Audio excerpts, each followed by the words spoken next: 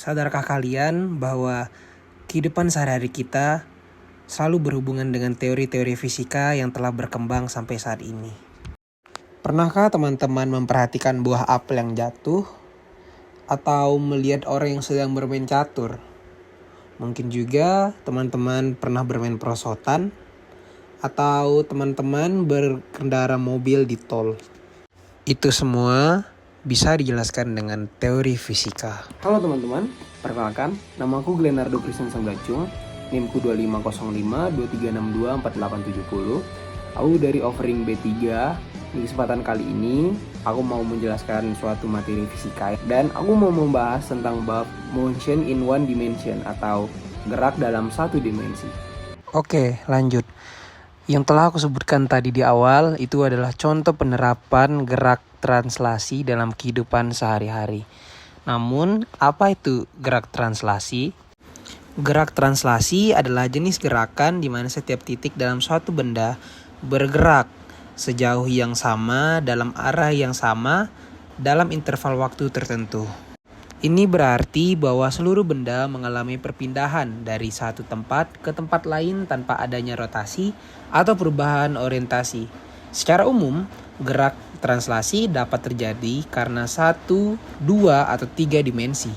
Dalam gerak satu dimensi, benda hanya bergerak sepanjang satu garis lurus. Sebagai contoh adalah atlet yang lari di 100 meter lintasan lurus.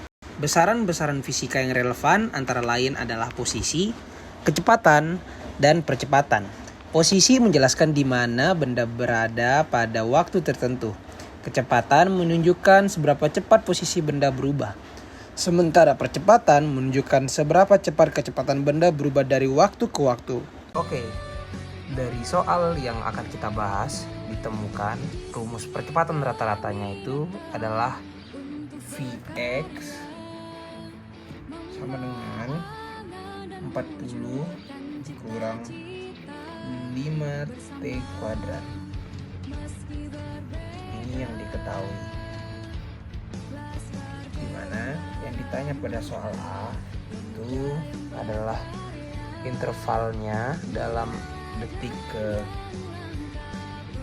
0 dan ketika detiknya 2. Nah, dari persamaan ini kita bisa langsung substitusikan. Maka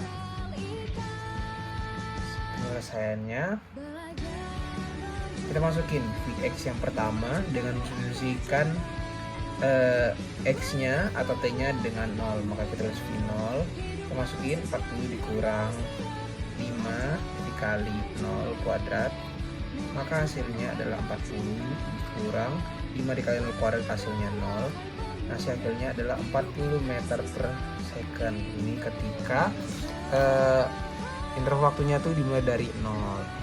Lalu yang kedua kita masukin V2 ketika interval waktunya itu 2. Maka 40 dikurang 5 kurang 2 kuadrat, substitusi T-nya, maka didapat 40 dikurang 2 kuadrat, hasilnya adalah 4, maka dikurang 20 dan diperoleh 40 dikurang 20 adalah 20 meter per second. Terus untuk mencari rata-ratanya kita belum selesai sampai sini. Kita menggunakan rumus V rata-ratanya, rata itu dengan rumus persamaan V2 dikurang V0 dibagi T kedua dikurang T0. Nah, kita substitusi teman-teman. Di sini V2-nya bernilai 20 dikurang 40 terus dibagi dengan 2 dikurang 0. Ini T2 dan ini T0. Maka hasilnya didapat minus 20 dikurang 2 dan hasil akhirnya adalah minus 10. Ini kenapa negatif? Nah, negatif di sini diartikan bahwa kecepatan partikelnya itu melambat. Oke, kita lanjut untuk mencari soal yang bagian B. Itu ditanya percepatan pada detik kedua. Nah, dari soal tadi kita masukin lagi rumus yang pertama, yaitu Vx-nya sama dengan 40 dikurang 5T kuadrat. Nah, untuk mencari selang waktu yang sangat singkat, kita mengganti T di sini menjadi T ditambah delta T kuadrat. Nah, maka kita substitusi T-nya ini menjadi Vx sama dengan 40 dikurang 5 kekurung T ditambah delta T kuadrat. Nah, ini bisa kita sederhanakan lagi teman-teman dengan sifat aljabar yang A plus B kuadrat menjadi A kuadrat ditambah 2AB ditambah B kuadrat. Nah, dari persamaan ini kita masukin nilai T-nya ini, maka diperolehlah 40 dikurang 5 terus dikali teman-teman 5 terus dikali dengan T kuadrat terus ditambah 2 T AT. Kita ini udah dimasukin ke bentuk aljabarnya, ditambah delta T kuadrat. Oke, setelah itu kita kalikan dengan min 5 teman-teman, maka hasilnya dapatlah 40 dikurang 5T kuadrat terus dikurang 10 TAT ditambah bukan ditambah teman-teman, maaf, dikurang 5 AT kuadrat. Terus teman-teman kita lanjutkan lagi, kita tuh untuk mencari perubahan kecepatan kita bisa menggunakan rumus kecepatan akhir. Kita masukin dengan Vfx dengan Vx, ini kecepatan awal Vx nya. Jadi itu untuk mencari kecepatan perubahan percepatannya. Cara mendapatnya itu dengan mensubstitusi persamaan yang awal tadi.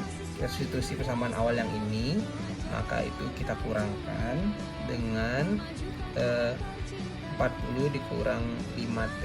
Nah, di sini bisa saling mencoret teman-teman. Ini bisa coret sama ini bisa coret sama ini 5T kuadrat.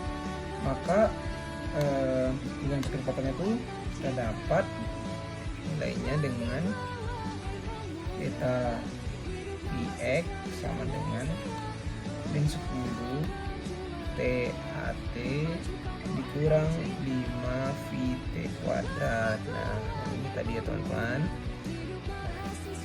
Terus lanjut lagi, kita untuk mencari kecepatan sesaatnya kita bisa menggunakan limit. Kita masukin rumusnya, AX sama dengan limit delta T sama dengan 0 delta Vx dari delta T nya. Kita masukin ke rumusnya, limit lim delta T sama dengan 0 dapatlah min 10